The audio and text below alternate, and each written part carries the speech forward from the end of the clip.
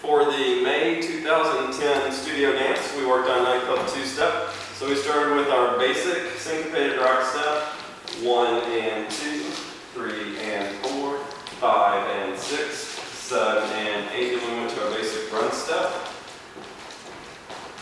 5 and 6, 7 and 8. Then we did a turn, 1 and 2, 3 and 4, not yet, 5 and 6, 7 and 8. Just for the girls. It's late.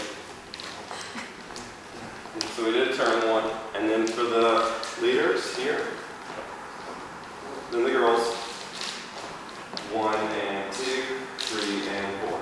Then we took that pattern and used both hands to turn the girl here, did an open break, caught her, came back, let go.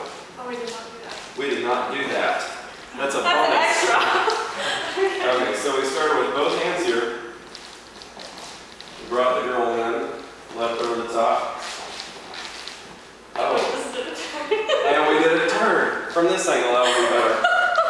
We'll start it over, okay. It's time for some food. So here, let go with the right hand, prep the girls for a turn, pick her up in close position. Alright, and that's nightclub two-step. Was that it? Yes. Good.